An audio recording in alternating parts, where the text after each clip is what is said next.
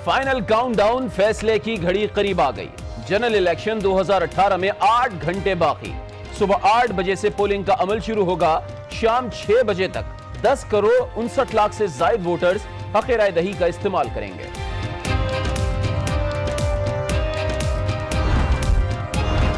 आम इंतखाबात की तमाम तैयारियां पूरी हो गई। इंतखाबी सामान की तरसील मुकम्मल। फौज ने पोलिंग स्टेशन की सिक्योरिटी संभाल ली। 3,70,000 से ज्यादा एहलकार फराइज सरंजाम देंगे। प्रिजाइडिंग और फौजी अफसरान को मजिस्ट्रेट के इख्तियारात हासिल होंगे।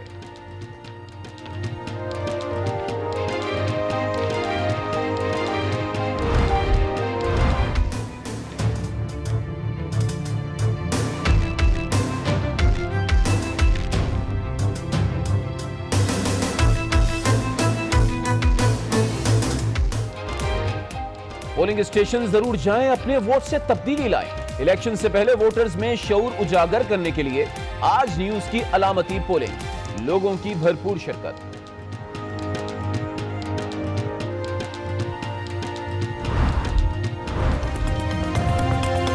हल्का 245 में NA 239, NA 265, NA 53, NA 35।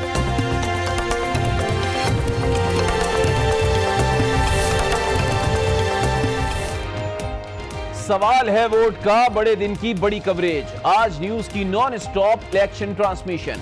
माहिरीन के गैर जानिबदाराना तस्वीरों और तज्जियों का सिलसिला जारी।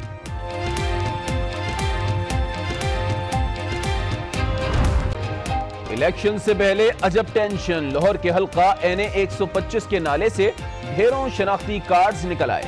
किसके हैं, कहां से आए हैं, हुक्काम गुत्थी अब तक ना सुलझा पाए। बेशतर कार्ड्स पर मियाद 2021 दर्ज, लेकिन तर्जुमान नादरा का शनाख्ती कार्ड्स के जायदुल मियाद होने का दावा सेक्रेटरी इलेक्शन कमीशन ने भी तायद कर दी।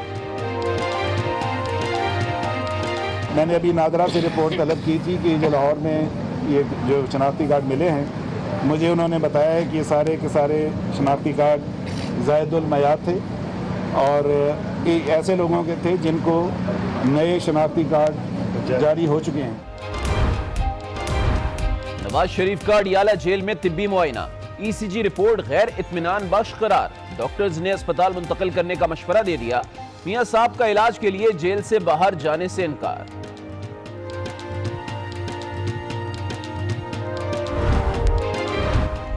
इलेक्शन से पहले नादरा एक्शन में 5 दिन में 6.5 लाख शहरियों को वोट डालने का अहल बनाया।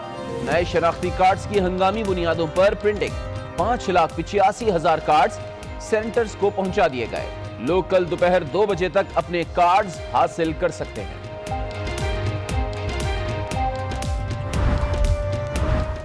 नून लीग और पीपल्स पार्टी में सीट एडजस्टमेंट हो गई। NA 28 में पीपल्स पार्टी और NA 262 में लीगी उम्मीदवार दस्तबरदार।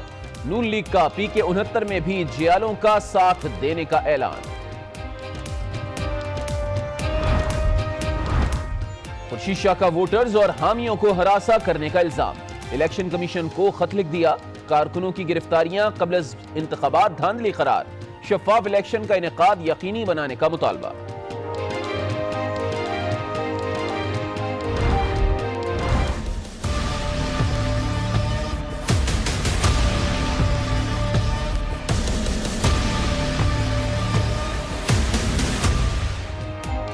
और इलेक्शन ड्यूटी के लिए गाड़ी देने से इनकार क्यों किया? असिस्टेंट कमिश्नर ने कोच ड्राइवर को पीट दिया। फैसलाबाद में भी इंतखाबी सामान की तरसील के लिए गाड़ियां कम पड़ गईं। रिक्शों में बैलेट बॉक्स की फराहमी। कराची पुलिस की जानिब से भी गाड़ियों की पकड़ धकड़।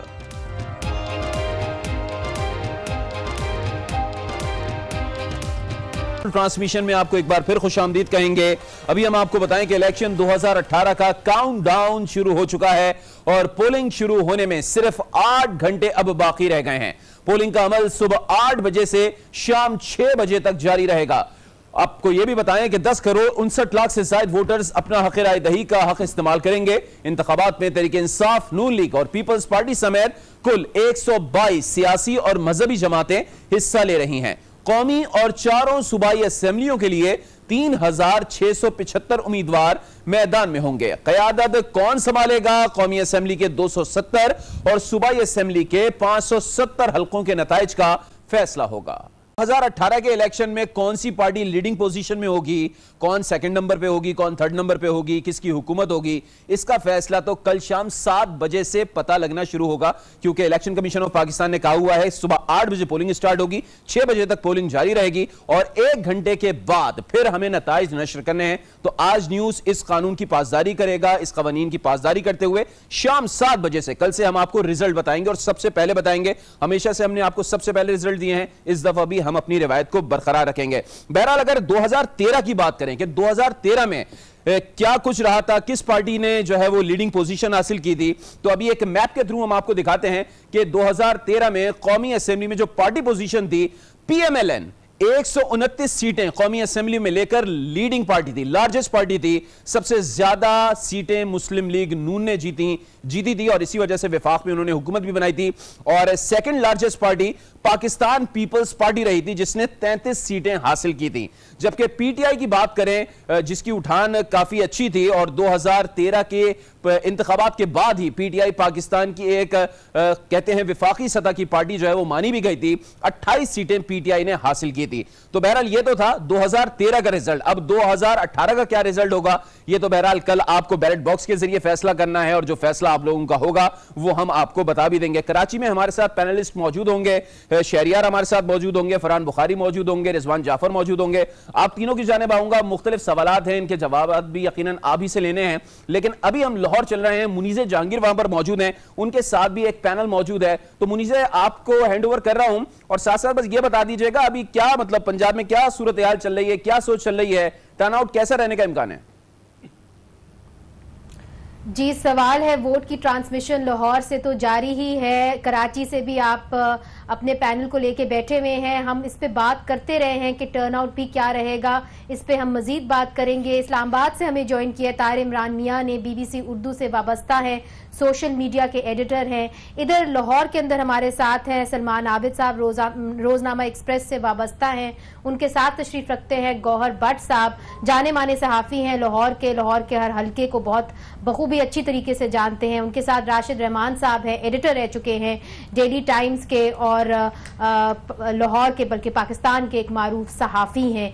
सबसे पहले राशिद साहब, जो तीनों पार्टीज कहती रही, एएनपी, पाकिस्तान पीपल्स पार्टी और एक हद तक पाकिस्तान मुस्लिम लीग नून भी कहती रही है कि जी पोलिंग स्टेशंस के अंदर हमें फौज की जो एक है अवेलेबिलिटी या जो फौज की वहाँ पे तैनाती है हमें वो कबूल नहीं है, उसके बावजूद फौज जो होगी वो होगी इन पोलिंग बूथ के अंदर।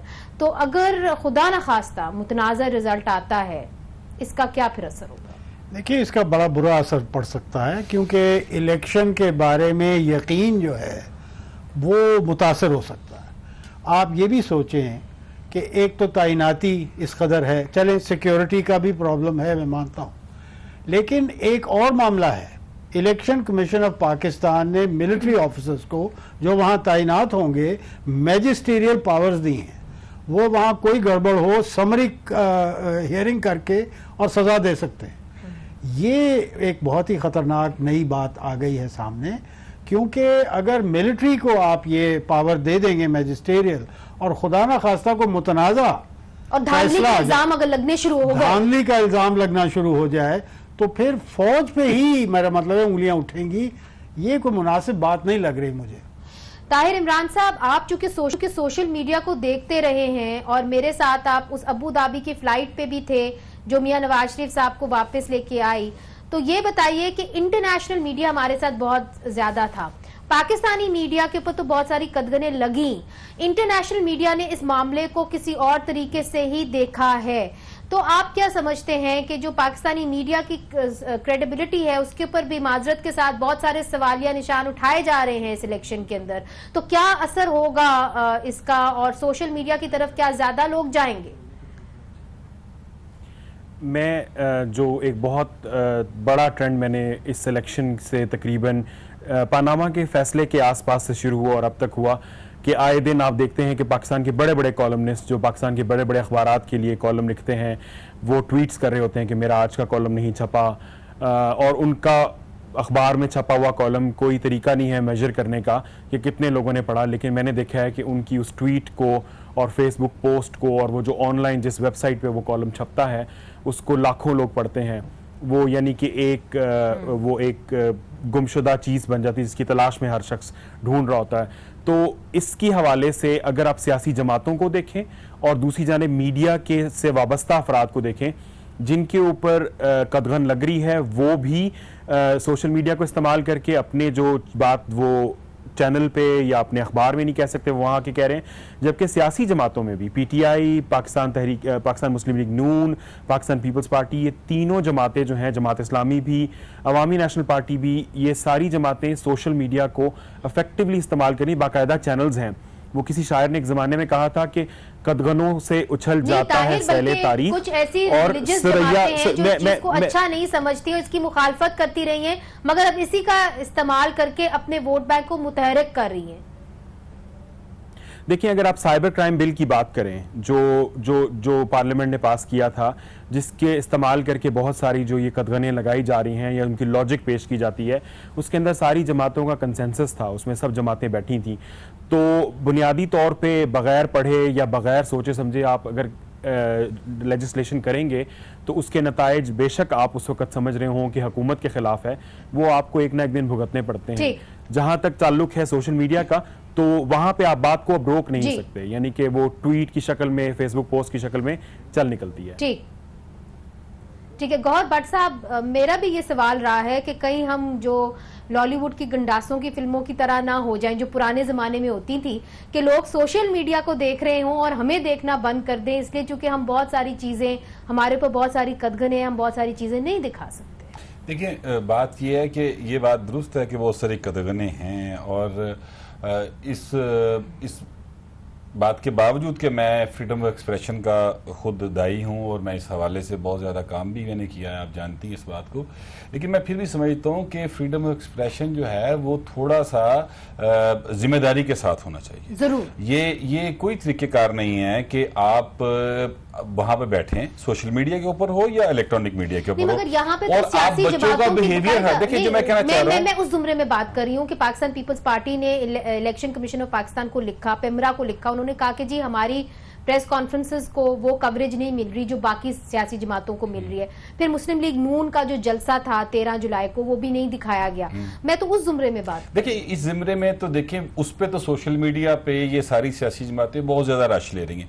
मैं सब जमातों को जाहिर है वहां पे फॉलो करता हूं, मैं देखता हूं उनके ट्वीट्स को, उनकी फॉलोइंग को मैं देखता हूं, लेकिन सोशल मीडिया, मैं माजरत के साथ मैं ये कहना चाहता हूं, अगर इसको हम इस कंटेक्स्ट में देखें कि इसके वोटर्स के हवाले से देखें कि ये सोशल मीडिया वोटर्स के ऊपर कितना इंपैक्ट करेगा और किस तरह से वो लेके आएगा, तो फिर तो इमरान खान 2013 से 2/3 मेजोरिटी के साथ वजीर आजम है पाकिस्तान के, और इस दफा वो 2/3 से भी ज्यादा जाएंगे। उसके ट्रेंड को नहीं हम देख रहे हैं। इसके अलावा जो आपसे बात करना चाह रहा हूं वो ये है कि ये जब यहां पर कदगन लगेगी और रिस्पॉन्सिबिलिटी के साथ जर्नलिज्म नहीं होगा, माजरत के साथ जब से इलेक्ट्रॉनिक मीडिया आया पाकिस्तान में जर्नलिज्म की नॉर्म्स सारी की सारी बर्बाद हो गई, मैं कहूँगा।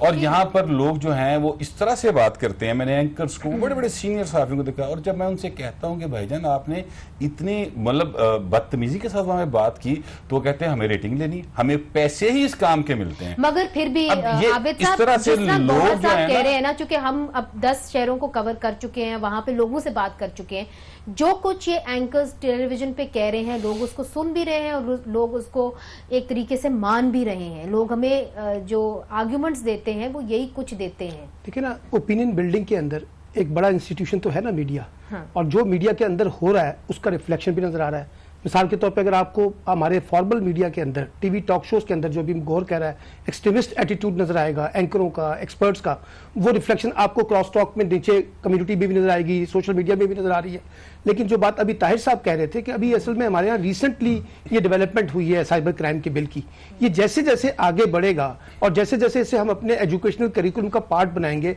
आप देखिएगा कि आहिस्ता आहिस्ता लोगों को पता चलेगा कि अब हमें कौन सी बात साइबर क्राइम के अंडर रहते हुए कौन सी बात करनी है और कौन सी बात नहीं करनी है, तो फर्क आएगा। अभी हमने क्योंकि उसको पूरी लिबर्टी दी हुई है ना, तो जब आप लिबर्टी को किसी अकाउंटेबिलिटी के साथ और किसी रिस्पॉन्सिबिलिटी के साथ जोड़ेंगे तो आप देखिएगा कि आहिस्ता आहिस्ता सोशल मीडिया के अंदर भी अच्छा, मैंने कंक्लूडिंग रिमार्क्स यहाँ पे सबसे लेने हैं, क्योंकि कराची वाले तो देर से सोते हैं, लाहौर वाले जरा सा जल्दी सो जाते हैं, और कल इलेक्शन का दिन भी है तो हम सब ने उठ के इलेक्शन को भी कवर करना है। हंग पार्लियामेंट की बात हो रही है, मैं एक एक लाइन अपने गेस्ट से लेना चाहूंगी। राशिद रहमान साहब, are we looking at a hung parliament? More than likely, मेरे ख्याल में ज्यादा इम्कान इसका है। ऑल राइट, गौहर भट्ट साहब। 2000 नतायज अगर तब्दील ना किए गए तो हंग पार्लियामेंट ही आएगी। मेरा ख्याल है कि हंग पार्लियामेंट के मुकाबले में मैं ज्यादा बेहतर लफ्ज समझता हूँ कि कोलिशन गवर्नमेंट जो है ना वो आपकी बनेंगी मरकज के अंदर। ताहिर इमरान साहब, आप क्या समझते हैं? इतने सीनियर जर्नलिस्ट 3 जो हैं उन्होंने राय दी है, तो आई थिंक उन्होंने कुछ सोच समझ के राय दी होगी। अच्छा, तो आप कह रहे हैं कि सोच समझ के ही सबने राय दी होगी, तो मैं भी यही कहूंगी कि शायद सोच समझ के ही लोगों ने राय दी हो। मगर मैं सिर्फ ये कह सकती हूँ कि जितने भी सहाफ़ी बरादरी में लोग हैं वो सब यही कहते हैं कि इलेक्शन को कभी प्रिडिक्ट नहीं करना चाहिए, क्योंकि इसके अंदर बहुत सारे अपसेट्स भी हो सकते हैं और हो सकता है हमें कल एक बहुत बड़ा सरप्राइज मिले। मगर जो सबसे अहम बात यह है, और मैं फिर से कहूंगी, निकलिए, वोट डालिए, आपका दिन है, आप ही तब्दीली ला सकते हैं, आप ही पाकिस्तान को बदल सकते हैं, किसी और की तरफ ना देखिए। ये वोट है, आपका हक है, 5 साल के बाद ये मौका आता है, इसको आप छोड़िएगा नहीं। Over to you Karachi. बहुत शुक्रिया मुनीज़े, और यकीनन आपने ये ज़बरदस्त कही है कि अवाम को कल निकलना होगा, यानी कि आज निकलना होगा। सुबह 8 बजे जब पोलिंग शुरू होगी तो घरों से निकलना होगा। तब्दीली चाहते हैं, अगर बेहतर से बेहतर नुमाइंदगी चाहते हैं तो घरों से निकलिए, वोट डालिए, बैलेट बॉक्स के जरिए तब्दीली लाइए। बहरहाल यहाँ पर ले रहे हैं और काफ़ी देर से ये लोग इंतजार कर रहे थे, तो शहरी आप भी काफ़ी देर से इंतजार कर रहे थे, बुखारी साहब आप भी, और रिजवान आप भी। बुखारी साहब, सबसे पहले आपकी तरफ आऊँगा। अब ये बताइएगा, काउंटडाउन तो स्टार्ट हो गया है, 7 घंटे और कुछ मिनट बाकी बचे हैं पोलिंग स्टार्ट होने में। बहरहाल फैसला आवाम नहीं देना है, बैलेट बॉक्स के जरिए देना है, लेकिन कुछ परसेप्शन भी बिल्ड हो जाती है, चूंकि इलेक्शन से पहले काफ़ी हद तक जो है सर्वे आने शुरू हो जाते हैं। सर्वे का हम जिक्र तो नहीं करेंगे, लेकिन आपको क्या लगता है कल कोई तब्दीली आएगी, कुछ ऐसे रिजल्ट आएंगे जो हमारी सोच में भी नहीं होंगे, या फिर जिस तरीके से बातें की जा रही हैं कि ये पार्टी जीत जाएगी, ये पार्टी इतनी सीटें ले पाएगी, ऐसा ही कुछ होगा? मैंने कई साल पहले एक दोस्त ने गलती की थी और उससे सबक ये सीखा था कि इलेक्शंस का मामले में कभी प्रेडिक्शन नहीं करनी चाहिए। अच्छा। पेशीन गोई नहीं करनी चाहिए, क्योंकि वो हमारे जो दोस्त हैं जिनका मैं नाम नहीं लूँगा, वो उसके बाद बेचारों के लिए काफ़ी शर्मिंदगी रही और काफ़ी अरसे तक लोग उनकी टांग खींचते रहे। तो इसलिए यकीनन तो कुछ नहीं कहा जा सकता कि कल पाकिस्तानी रजिस्टर्ड वोटर्स जो निकलेंगे वो कहाँ वोट देंगे, किस तरफ मामला जाएगा। लेकिन आम तौर पे ये बात हो रही है कि किसी भी पार्टी को वाज़े अक्सरियत शायद हासिल ना हो, जिसका मतलब है कि इलेक्शंस के बाद जोड़ तोड़ का, कोलिशन बिल्डिंग का सिलसिला वो शुरू हो जाएगा, और हो सकता है कि वो सिलसिला कई दिनों तक जारी रहे। ये इम्कान एक ज़ाहिर किया जा रहा है, जिसके नतीजे में फिर कोई बेयकीनी की कैफियत कुछ दिन चलेगी, क्योंकि नई हुकूमत जो आएगी उसके लिए फिर आगे बहुत मुश्किल फैसले होंगे। सही, कोई हनीमून पीरियड इस हुकूमत के लिए नहीं होगा। इन्हें तो आते साथ ही खास तौर पे जो मईशत के हवाले से हालात हैं वो एक बहुत बड़ा मामला है और उस पर मुश्किल फैसले करने पड़ेंगे। सही, मुल्क की सिक्योरिटी और खारजा पॉलिसी के हवाले से भी एक मामला है। अब ये आज की खबर थी जो कि मेरे ख्याल में कई लोगों ने शायद नोट नहीं की, लेकिन अफगानिस्तान का एक सूबा है पख्ती का, जो कि पाकिस्तान के बॉर्डर के नज़दीक लगता है। वहाँ पे 2 डिस्ट्रिक्ट्स में तालिबान ने कब्जा कर लिया। सही, अब वो 2 डिस्ट्रिक्ट्स काबू करने के बाद क्या वो आगे बढ़ते हैं, अपनी पेशरफ्त करते हैं, कहीं और जाके कब्जा करते हैं, या उन्हें पसपाई करनी पड़ती है, पीछे धकेले जाते हैं? वो जो भी मामला होगा वो बदकिस्मती से आने वाली हुकूमत के लिए बहुत ज्यादा मसाइल होंगे, बल्कि चैलेंजेस होंगे कि उम्मुल मसाइल जो है वो हमें साथ मिले। रिजवान, आप क्या कहेंगे? आप चूंकि यूथ पार्लियामेंट को भी देखते हैं, यूथ से इंटरेक्शन बहुत ज़्यादा होता है, इंटैक्ट रहता है मुसलसल, आपको क्या लगता है कितनी बड़ी तादाद में कल यूथ निकलेगी? मैं कल बोल रहा हूँ बार बार, मतलब आज जी। Thank you very much. सबसे पहले तो एक तो सीक्रेट बैलेटिंग है। सही, हो सकता है कि किसी और की वैन इस्तेमाल हो रही हो, किसी और की कैंपेन इस्तेमाल हो रही हो, और ठप्पा कहीं और लग रहा हो, ये बाजी में होता रहा है, तो इसलिए कुछ कहा नहीं जा सकता कि क्योंकि दिल की आवाज़ है।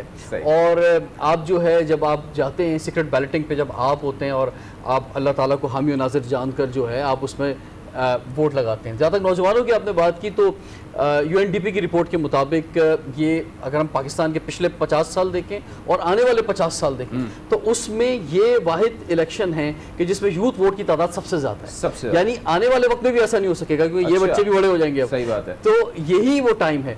और अब जो आगे आप देख रहे हैं कि जैसे अवेयरनेस बढ़ रही है और होना भी यही चाहिए। और ये एज ग्रुप क्या है? ये एज ग्रुप जो है ये है 18 साल से लेकर 29 साल का। सही। और ये तकरीबन 47% है जो कि वोट डालने जाएगा। तो नौजवान जो हैं वो, क्योंकि हम देख रहे हैं कि इस्लामाबाद में, पंजाब में बारिशें हैं, तो वो बारिशों से भी ना घबराएं, वो निकलें बाहर और एंजॉय करें। छुट्टी का दिन जो है उनकी, ये छुट्टी का दिन, ये जो इलेक्शन है ये भी बार बार नहीं आता, ये 5 साल में जो है ये एक ही दफा आता है। तो अगर आप कुछ और इंटरटेनमेंट सोच रहे हैं, मैं खासतौर पर नौजवानों से कहना चाहूंगा कि कोई मूवी देखना चाह रहा है, कोई जो है कुछ और एक्टिविटी करना चाह रहे हैं, तो आप कभी भी कर सकते हैं। इलेक्शन दोबारा नहीं आएगा और ये काबिल फख्र बात होती है कि आप पूरे 5 साल में बता सकते हैं कि यार मैंने वोट दिया था, इसको वोट डाला था। सही बात, ये अच्छी बात है कि रिजवान जो कह रहे हैं ना कि आप लोग निकलें, आप तब्दीली चाहते हैं तो बैलेट बॉक्स के जरिए तब्दीली लेकर आएं।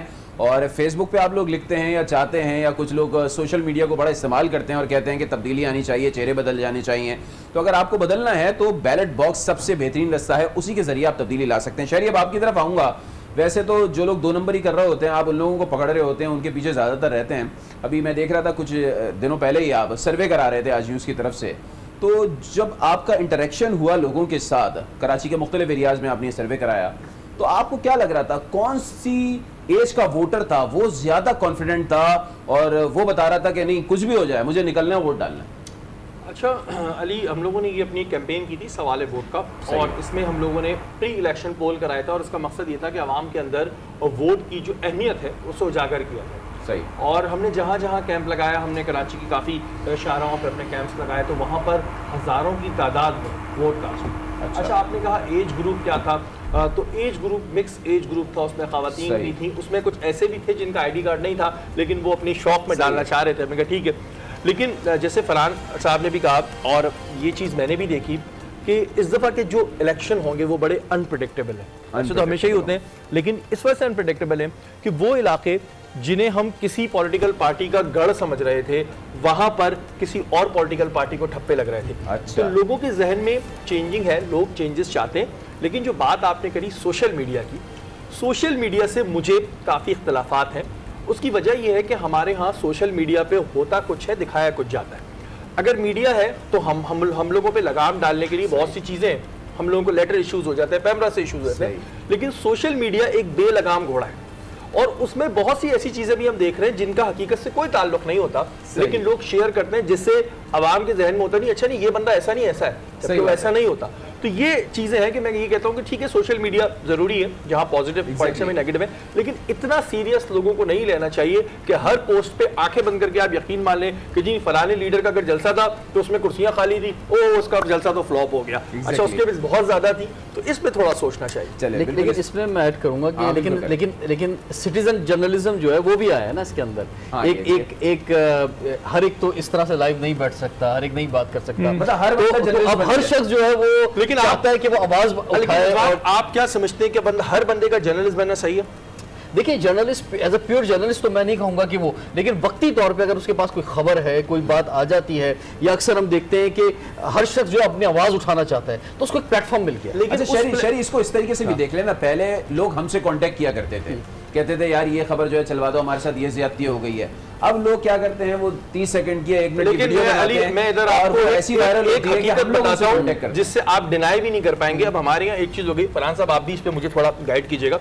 हमारे यहाँ ये हो गया है कि जी कोई भी चीज है, चाहे वो राइट है रॉन्ग है, मेरे पास ड्राइविंग लाइसेंस नहीं है, मैं फौरन मोबाइल निकालूंगा, ये देखिए जी पुलिस वाले ने मुझे तंग करना शुरू कर दिया, व्हाट इज दिस। देखिए लोगों ने इस चीज को नेगेटिव बना लिया, किसी का एक्सीडेंट हुआ है हम अपना जर्नलिज्म दिखाना शुरू, दिस इज नॉट जर्नलिज्म।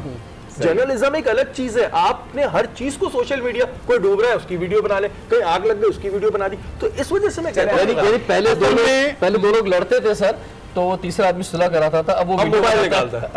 असल में मसला ये हो गया है कि लोग ये जो सिटीजन जर्नलिज्म का की इस्तेलाह जो इस्तेमाल होती है, इस पे लोग भूल गए हैं कि सहाफत का मतलब क्या है। बिल्कुल, सहाफत का मतलब सिर्फ और सिर्फ खबर नहीं है, बल्कि लोगों तक ये भी इत्ला ले जाना सहाफत का मतलब है कि उस खबर की अहमियत क्या है, वो आपके लिए वो खबर आपके लिए क्यों अहम होनी चाहिए। वो हो सकता है खबर इतनी अहम ना हो, ये भी बताना सहाफत का काम है या सहाफ़ियों का काम है। ये अच्छी बात कही कि कितनी अहमियत है खबर की, ये बताना भी सहाफ़ी का काम है। अब मसला ये है कि मुसलसल हम देख रहे हैं कि पिछले 3 हफ्तों से या 4 हफ्तों से, जब से इलेक्शन की गहमा गहमी ज़्यादा हुई है, हर कोई यही प्रेडिक्शन कर रहा है कि कुछ भी रिजल्ट आ सकते हैं। अगर हम आज से पहले जितने इलेक्शन उठाएं, हम आंख बंद करके कहते थे भाई कराची में MQM जीतेगी जी, पंजाब में PMLN जीतेगी जी, सिंध में पीपल्स पार्टी जीतेगी, KPK में ANP जीतेगी या जमात इस्लामी जीतेगी। इस इलेक्शन में क्या खास बात है? जिस शहर की बात करो, सूबे की बात करो, कहीं की भी बात कर लें, तहसील की भी बात कर लें, लोग कह रहे हैं हम बता ही नहीं सकते कि कौन जीतेगा। वजह क्या है? उसकी एक वजह वैसे ये भी है जो कि ज़्यादा डिस्कस नहीं हुई किसी भी टीवी चैनल पे और किसी भी फोरम पे, वो ये है कि हम सोशल मीडिया की बात कर रहे हैं, ओपिनियन पोल्स आए हैं, हम इनकी भी बात करते रहे हैं, लोग उन्हें लेके पॉइंट ऑफ रेफरेंस बना के, और ये डिस्कशन भी हुई हैं, खबरें भी नशर हुई हैं कि कौन जीतेगा या कौन जीत सकता है। लोग ये भूल जाते हैं कि पाकिस्तान की जो मजमूई आबादी है उसकी तकरीबन 50 से 60% आबादी देही इलाकों में रहती है। सही। अगला सवाल ये है कि उन 50 से 60% पाकिस्तानियों में कितने ऐसे हैं जिन्हें सोशल मीडिया तक रसाई है। अच्छा, सोशल मीडिया तक अगर रसाई है, मसलन अब मैं इस दफ़ा कैंपेन में मैं निकला तो छोटे कस्बों में भी लोगों के पास इंटरनेट की सहूलत मैंने मौजूद देखी, और 2013 से 2018 का बड़ा फ़र्क ये कि 4G आने की, ये पहला इलेक्शन हो रहा है पाकिस्तान में जिसमें 4G अवेलेबल है, जिसकी वजह बिल्कुल, और जिसकी वजह से लोगों को स्पीड ज़्यादा मिल रही है, तो वो लोग वीडियोस वगैरह भी देख रहे हैं। लेकिन सवाल फिर भी पैदा ये होता है कि कितनी पॉपुलेशन ऐसी है जो कि जिसकी रसाई है उस तमाम के तमाम इंफॉर्मेशन से। लोग सैटेलाइट डिशेस का हवाला देते हैं या केबल का हवाला देते हैं, लेकिन सैटेलाइट डिशेस में देही इलाकों में जब मैंने जाके पूछा उनसे कि भाई आप ज़्यादातर कौन से टीवी चैनल्स देखते हैं, तो एक बड़ी तादाद लोगों की ऐसी थी जिन्होंने एंटरटेनमेंट और फिल्म और म्यूज़िक इस किस्म की चीज़ों की बात की। देखिए, हम अभी जैसे ये सवाल है वोट का जो हमारी कैंपेन चल रही है आज न्यूज़ की, इस सिलसिले में जब हम शोज़ करने इंटीरियर सिंध की तरफ गए, इवन हम जामशोरू में जैसे हम पहुँचे या हैदराबाद या नवाबशाह या मीरपुर खास से होते हुए सखा लाड़काना सारी जगहों पे गए, तो मैं हालांकि तकरीबन कोई 15 दिन पहले गया था। अच्छा। और उस वक्त तक कराची में मुझे ऐसी कोई कैंपेनिंग नज़र नहीं आ रही थी, लेकिन वहाँ हो रही थी। और गांव देहातों में अक्सर कुछ जगहों पे ऐसे भी हम गए, हमने रिकॉर्डिंग की कि हम किसी एरिया में जाते, जनाब पता चला कि वहाँ पे इलेक्ट्रिसिटी नहीं है, अंधेरा है, ऐसा लग रहा है यहाँ कोई रहता ही नहीं है। लेकिन एक वक्त ऐसा आया, एक जगह पहुंच के मालूम हुआ कि जनाब 1000 लोग कॉर्नर मीटिंग में मौजूद। अच्छा, एक और भी चीज है ना, 1000 लोग कॉर्नर मीटिंग में मौजूद हैं। ये पहला इलेक्शन है जिसमें वोटर सवाल कर रहा है, उम्मीदवार हल्के में आ रहा है और सवाल कर रहा है। मैं आपको एक बात और बताऊं, इंटरेस्टिंग बात, कि जो शहरों में, बड़े शहरों के अंदर तो मीडिया की इंपॉर्टेंस भी है और इवन कैंडिडेट खुद आना भी चाहते हैं, प्रोग्रामों में पार्टिसिपेट भी करते हैं, लेकिन जिन इलाकों की आप बात कर रहे हैं सर, वहां पे कैंडिडेट इसी बात पे बिलीव करते हैं कि हम डोर टू डोर जाएं, हम जो कॉर्नर मीटिंग्स बुलाएं, हम हल्कों के अंदर जाएं, और वही हमारे लिए काफी है, हमें जरूरत नहीं। आप ऐड ऑन कीजिएगा, आप क्या कहेंगे इस बात पे? अच्छा, आपने जो भी बात कही थी कि शुरू में कि जी इस दफा के इलेक्शन में हम ये कंफ्यूज है, क्योंकि पहले कुछ ऑब्वियस होता था, तो उसकी वजह ये है कि अब बहुत सारी पॉलिटिकल पार्टीज की एंट्री हो चुकी है। जैसे PTI है, वो पहले भी थी, लेकिन अब एक खौफ की फिजा नहीं है, तो PTI की भी एंट्री हो गई, उधर PSP की एंट्री हो गई है, उधर GDA की जो है एंट्री हो गई है। तो इस वजह से वोटर भी कंफ्यूज है और हम भी कंफ्यूज है कि आया कौन सी पॉलिटिकल पार्टी है जो विन करेगी। चले, बहरहाल बहुत से सवाल हैं और बहुत से जवाब